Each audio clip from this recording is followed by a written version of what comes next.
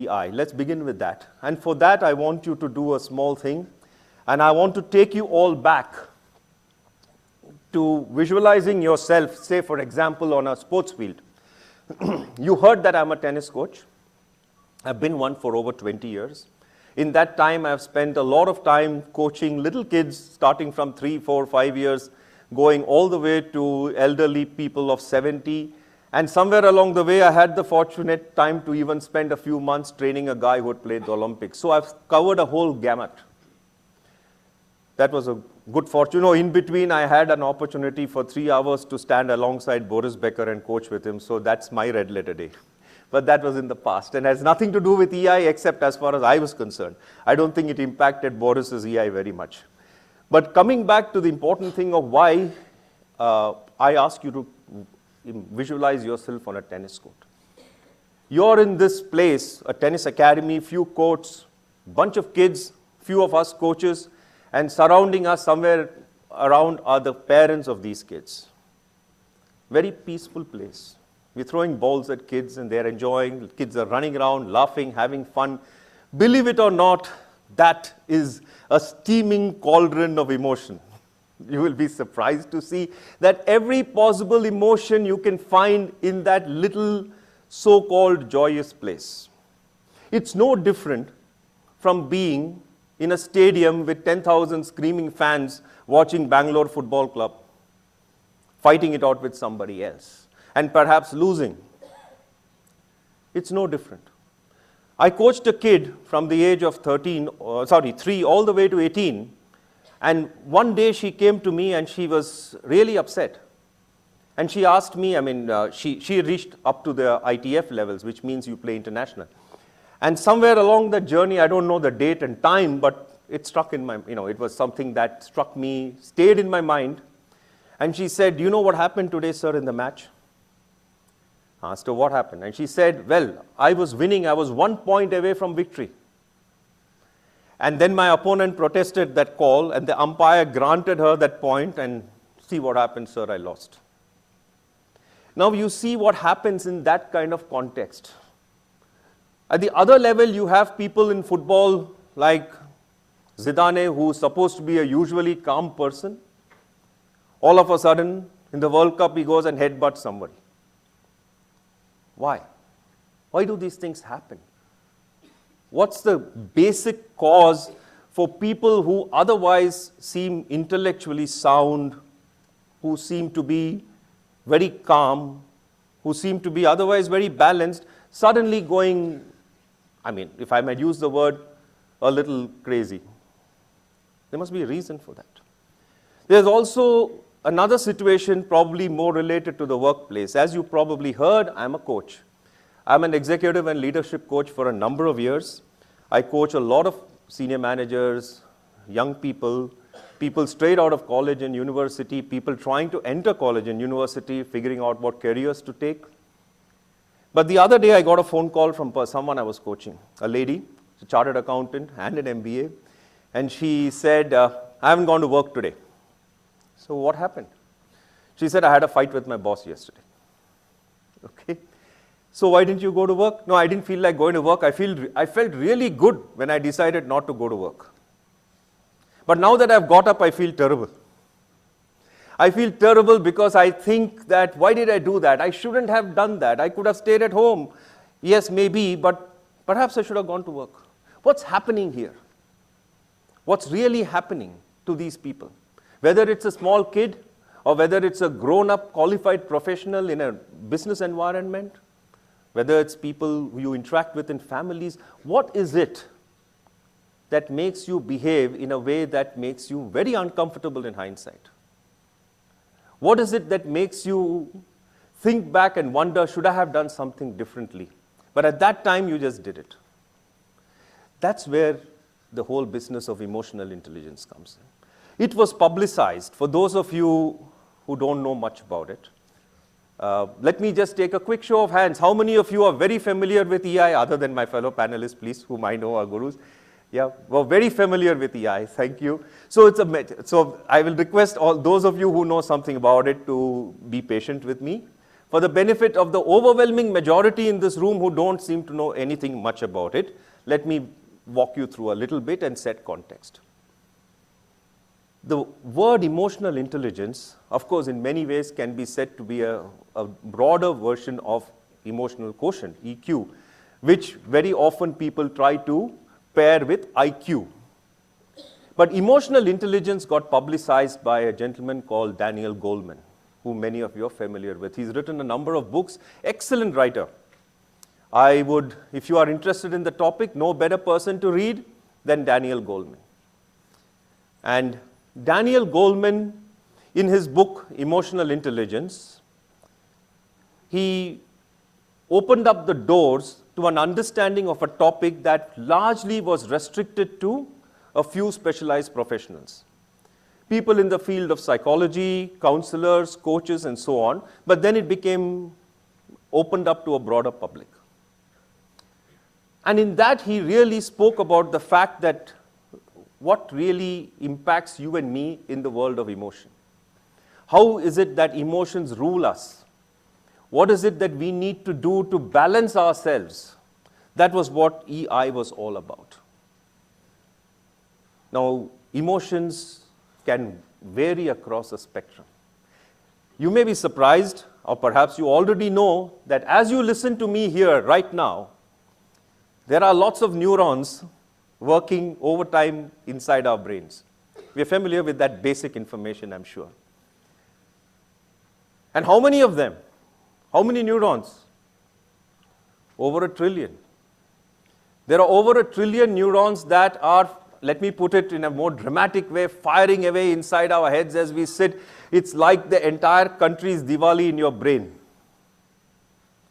Now, that doesn't make you feel very good, does it? Like you have all these explosions happening inside your head. But it's the truth.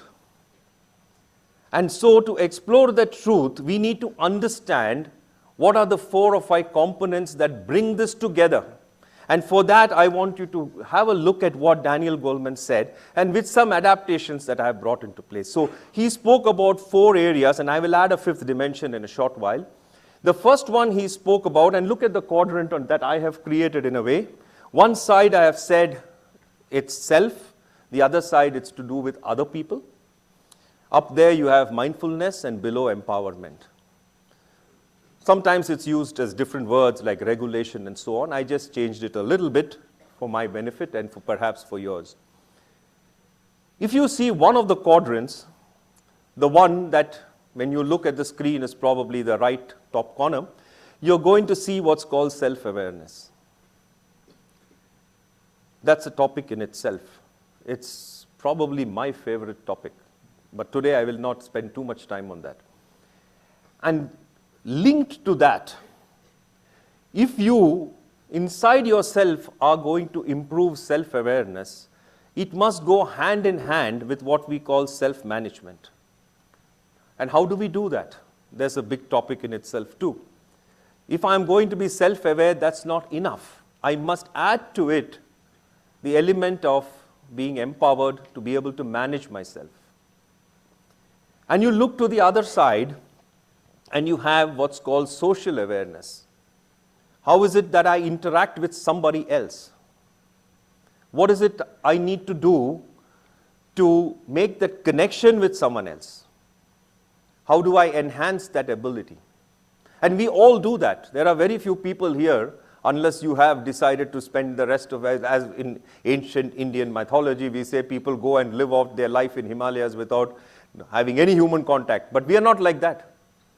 The human being is in many ways programmed to be with others. And so social awareness becomes a very critical thing. And linked to that too is the fact of relationship management. Managing that relationship which you have with others. There are many words that come into this, and we will take up that as we move along. Like I said, my whole objective is to set some context here.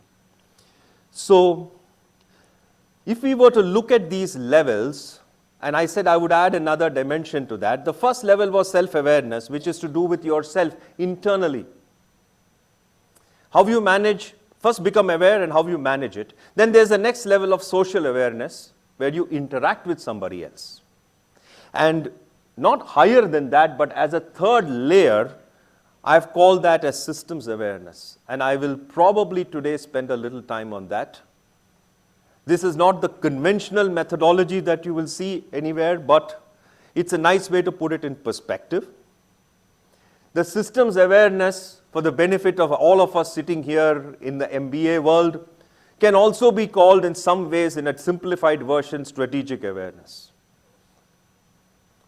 Let me give you another illustration from the tennis court, which is my favorite laboratory.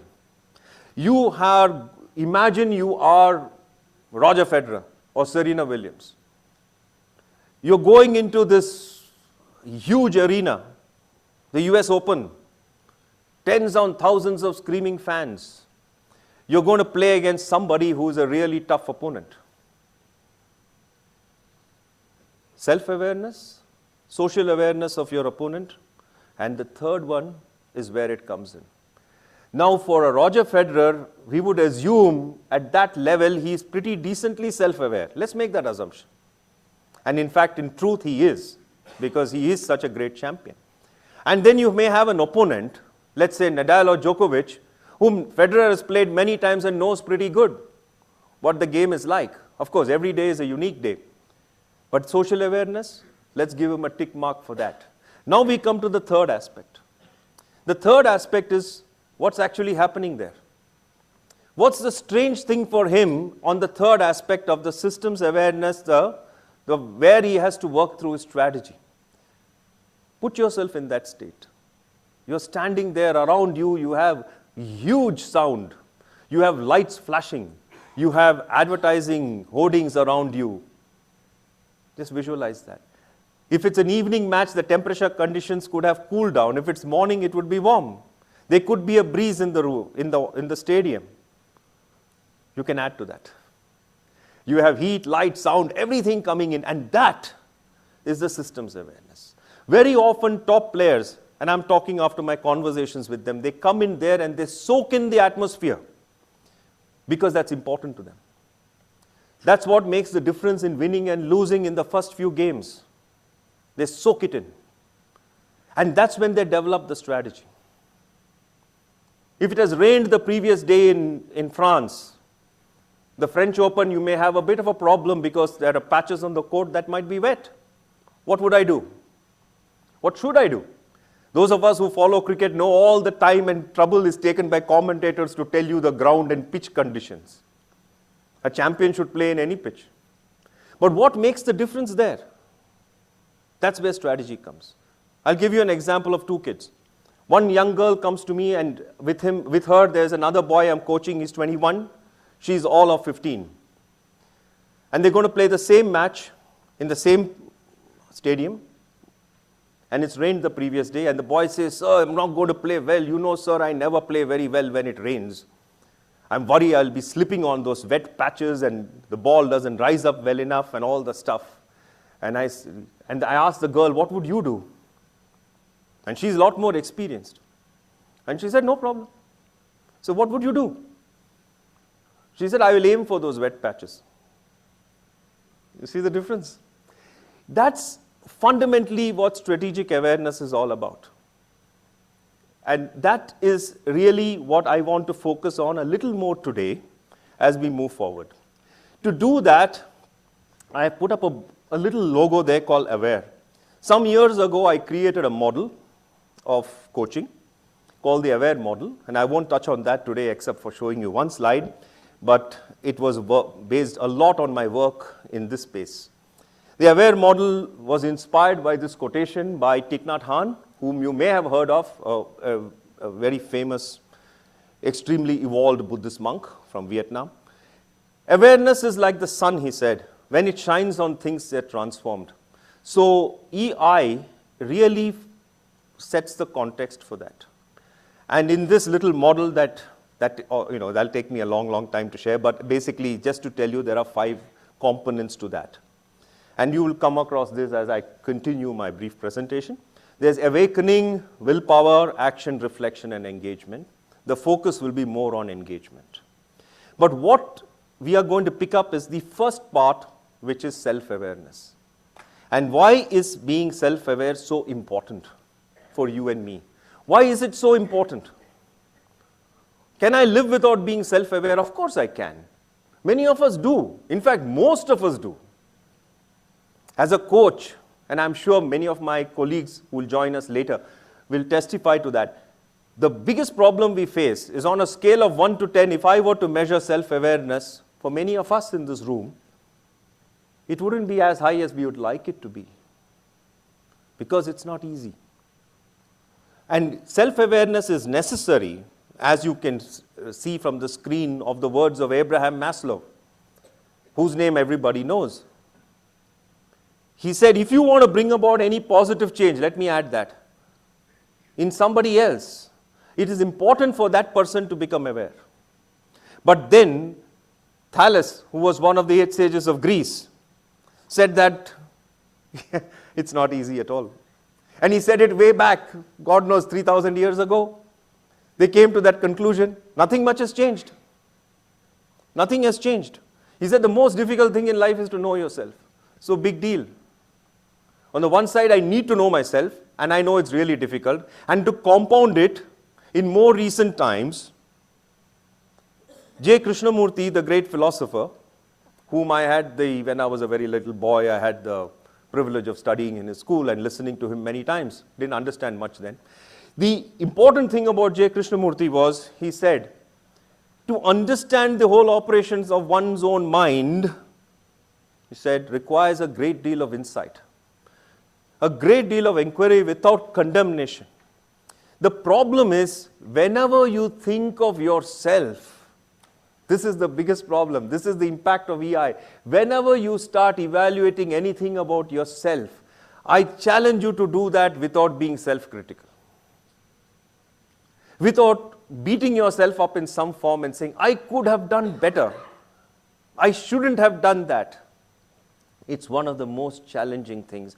And it doesn't matter whether you're a 10-year-old or you're a senior person. You will still beat yourself up. And when you do that, you can't really cross the barrier of self-awareness. Think about it. Yeah. But the real key to it is, again in modern times, to draw upon my favorite arena, Billie Jean King said that. I think self-awareness is what will drive you to being a champion. Today, self-awareness is a big component of EI, which we will speak about.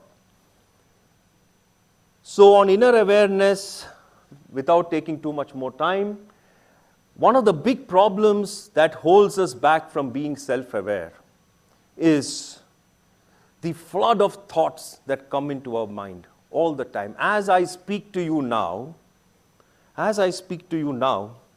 am sure that the many people sitting here, each of you uniquely are processing that data. The information I have given is the same, but each of you are processing it uniquely in the context of your life experiences, and each of you are facing in that processing some degree of distraction. What Tim Galway, one of my gurus, said is called interference. Your brain, it's pounding in your brain the distractions that are hitting you. And the only way to overcome that, and this is another huge topic, I won't touch that today, that's where I call my W in my AWARE model, is to stay with your purpose, intentionality. Intention by itself is not enough. Repeated intention is intentionality. That's a topic in itself. So I'm jumping ahead into talking a little more on the other aspect of social awareness. Let's lift up to the next point. In the social awareness context, again, briefly touching upon this, we all live and view the world through what I call a box of conditioned thinking. And what's inside this box of ours? Imagine you are inside that cardboard carton and you're peeping at the world through that. What's the material of that carton? It's an imaginary box. But that box, the barrier that you look at from the box, are your biases, your beliefs, and a lot of fears and vulnerabilities that distorts the way you see the real world. It's interesting. Again, each of you uniquely. And if you tell me I have only one box that I look through, I hate to disappoint you, we are a bundle of boxes. We are a bundle of boxes and we look out through that box and what we see, and to overcome that, of course, we need to have that time and space for action and reflection, which is another part of the model, but I'm not going to speak about that much. So what is it that we need to do to interact with somebody when we are viewing the other person through that box? And that is a big element of EI.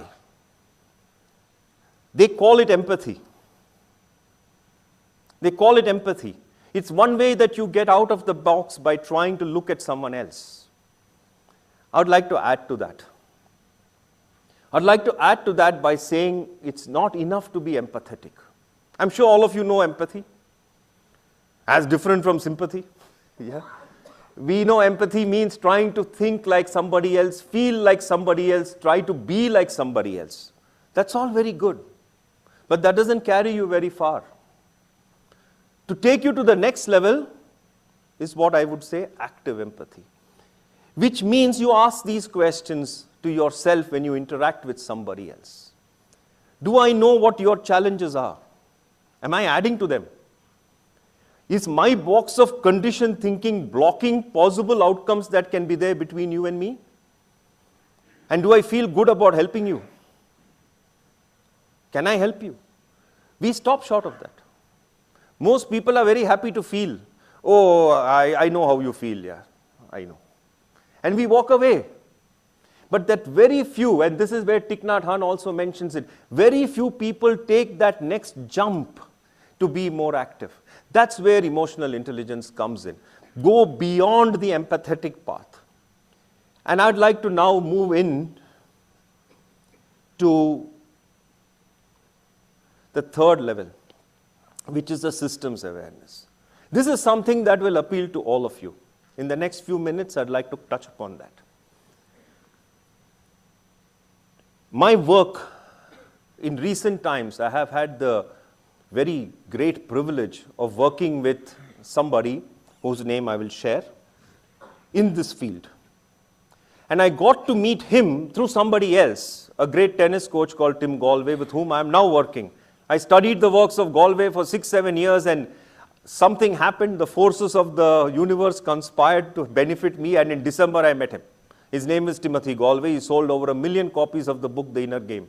Now, Tim, in his book, he said, one of the biggest problems that the world is going to face, is already facing, is how we define this thing called work. Most of us in this institute graduated to go out and work. True? Some of you are still in the process. And when we go out to define work, there is this subconscious factor that is playing in us, which is that work is not necessarily a pleasant activity. If you stop and think about it, I need to work. Why? Because after work I can play. It sounds like a contradiction, doesn't it? I go and work, make my money, and in the evening I do what I believe to be play. Does it have to be different? And that's where the redefinition of work comes in, that work doesn't necessarily have to be an unpleasant thing. And the second thing about work that we have is it's defined by one word called performance. And the corporate world, sadly, re-emphasizes this over and above everything else. I mean, correct me if I'm wrong. You go into the corporate world, your entire life is dominated by that one word. Sorry to give you in a bad mood right away. EI will help you overcome it. Okay? But isn't that the fact? Now, how can I add to that? The only way to do that is to add two things. One, continuous learning, and the other one is enjoyment. When I do my surveys, and as you heard, I come here as a guest faculty on and off for lots of EEPs, executive education, and I always ask them, I say, if I were to ask you on 100 points, how many points would you allocate to performance, to learning and enjoyment at your daily work? You won't be surprised at what comes lowest, right? enjoyment. Learning, they are quite confused. They say, is there learning really? But okay, I'll assume that HR gave me some training workshops, so it's all right. They'll add a little points there. But enjoyment, they think it's crazy. There shouldn't be enjoyment at work. But you go ask Roger Federer that. Go ask Virat Kohli that. He seems to be enjoying himself when he's playing cricket. Is it work for him? Yes. I mean, definitely it's work for those guys. They make a living out of it. Then what is it that stops us from having all these three components? And to define that is where we come to what's called the highest level of EI. And that is really known as the state of flow. Now, I didn't tell that, okay? I was just telling my colleagues here on the panel that I happened to come across that comment a few days ago when I was reading an article by Daniel Goleman, who in many ways is acknowledged as the expert on EI, alongside many others. And he said the highest level of emotional intelligence is found in the state of flow. So now that I have probably interested your curiosity on what is this flow state, let's get to that. What happens in this trillion neurons that keep hammering away as I speak inside each of our heads? And how is it that we can reach the highest level of balance in managing emotions by getting into flow? So let's understand flow. What is flow? Flow was, and this is what Daniel Goleman said, being able to enter flow is emotional intelligence at its best. It represents the ultimate in harnessing the emotions in the service of performance and learning. In flow, the emotions are not just contained and channeled, but positive, energized, and aligned with the task at hand. Now, Daniel Goleman did not invent flow. The concept of flow was discovered in the 70s by an amazing psychologist, psychoanalyst, polymath. And I will try to help you pronounce his name. You want to guess?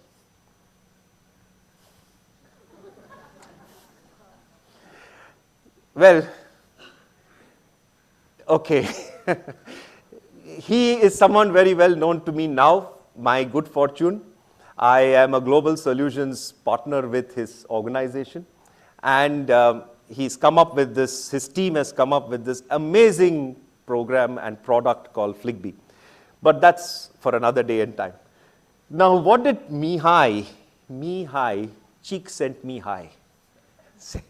I hope that makes it easier for all of you. But if you get still confused of Mihai, cheek sent Mihai, just call him Mike. That's what the Americans do. Now, Professor Mihai Csikszentmihalyi, or let's say Mike for short, in some time in this post-World War II, I mean, he is quite elderly now, in his 80s. He was unfortunately poor, broke, and from Hungary. He had gone to study in Switzerland and was wandering around Zurich. And since he didn't have any money, and some of you might relate to that from your college days, he said, what do I do on this Friday evening? I am broke and I'm bored. I don't know what to do. And in an old newspaper that was lying around, he found that evening there was a talk being given by somebody on what that guy called aliens in the mind. So he said, this seems like interesting stuff. It doesn't cost me anything. Let me go and listen to him. And he listened to that man's talk and it captivated him like anything. It had nothing much to do with aliens, but anyone wants to guess who that person was? If you know anything in the world of psychology, that man's name was Carl Jung. You've heard of Carl Jung? Yes, I'm sure you have.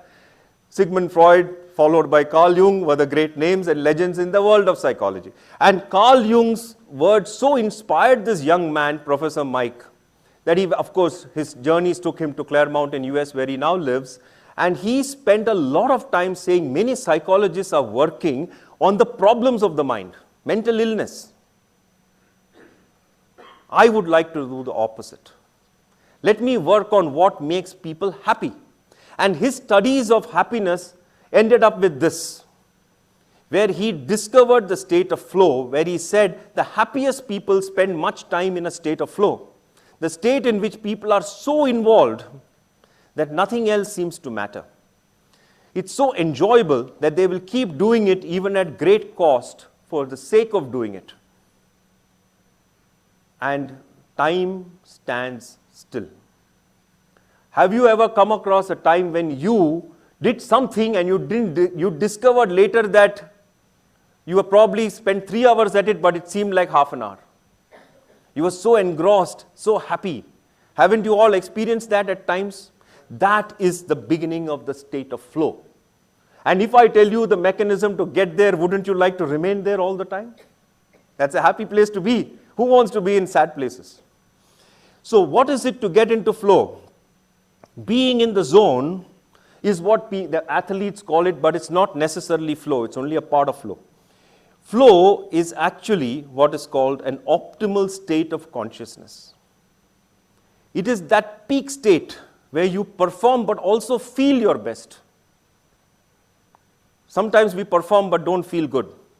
And the good news is, it can happen to you anytime, anywhere, subject to certain conditions. And what are those conditions? There are numerous conditions. I will not take you through all of them. There's a whole jigsaw of them. Okay? A whole bunch of them, and they can take a whole day conversation. Just to let you know, there are many of them, but I'm going to pick up only one. And by the way, one big condition here is that it is autotelic, which means that you can get into flow only if you set your own goals, not have your boss set them for you.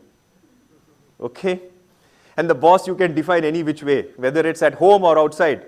But you can't have the flow state achieved unless you set your own goals. So self-goal there means setting your own goals. And the one I'm going to focus on here is really the one about balancing challenge and skills for today.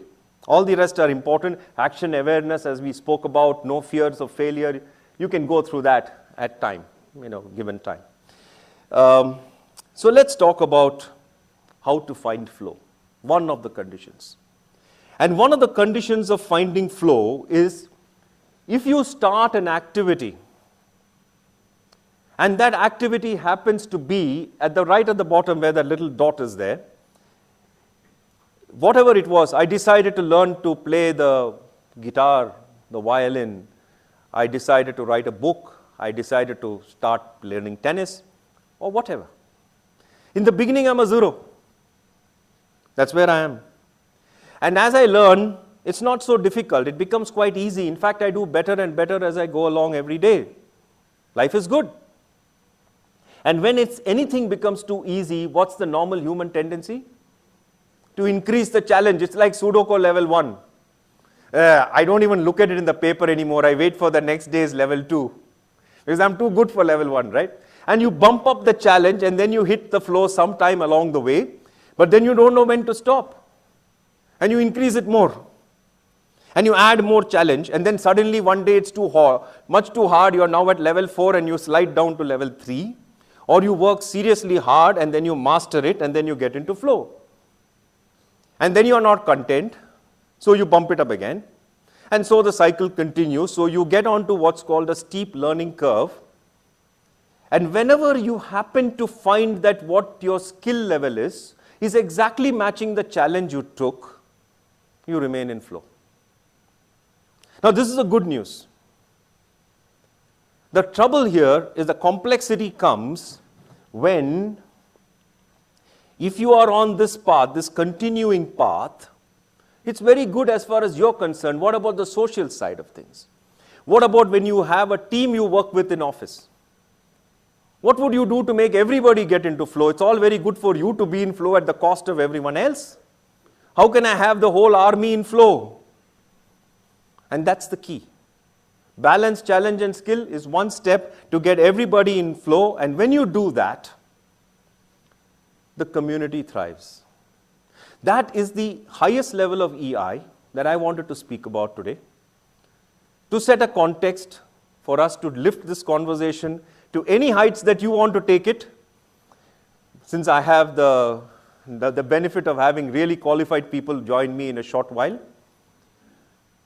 Before we proceed to the next step, maybe a minute or two, if you want one or two questions that I'll try to answer now or keep it pending for the panel. Any one or two questions you want, I'm happy to take, or otherwise, we can wait for the panel. You have your choice. Yeah, sure. The last two left at a very curious point, saying that how do you take the whole team together? Yeah. I'd like to elaborate a little more on that. Sure. And yes. When you say flow, right? Flow is also, we also use the term I'm in a zone. Absolutely. Can I relate both of them? Yeah. Zone, the difference between flow and zone is largely used by performers. Conventional term, tennis players, as an example, all sportsmen, musicians, performers, artists, theater artists. What happens there is, the slight difference, as Professor Mihai said, was when you are a performer and you work towards an external target, which is to win the match, sometimes you may not exactly be in flow. That's a technical difference. But for our sake of conversation, we can say they are in flow, by and large. Your question, and with that I will stop.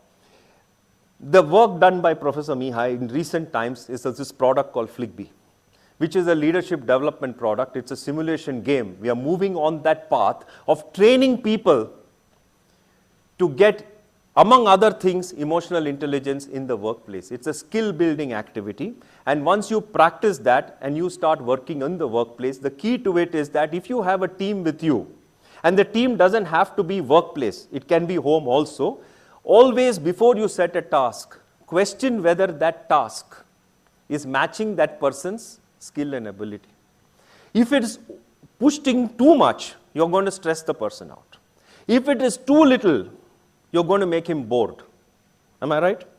He's not going to be, he's going to be too relaxed. Relaxation and idle mind, they said, a devil's workshop is an emotional intelligence power. Yeah, when your brain is idle, it goes crazy. You wire up your head when it's bored, it's crazy. You think it's calm, it's crazy. If you're stressed, it's crazy. The time when it's at most balance is in flow. On that point, thank you very much, and I will wait for us to take some more questions going forward. Thank you so much. Thank you.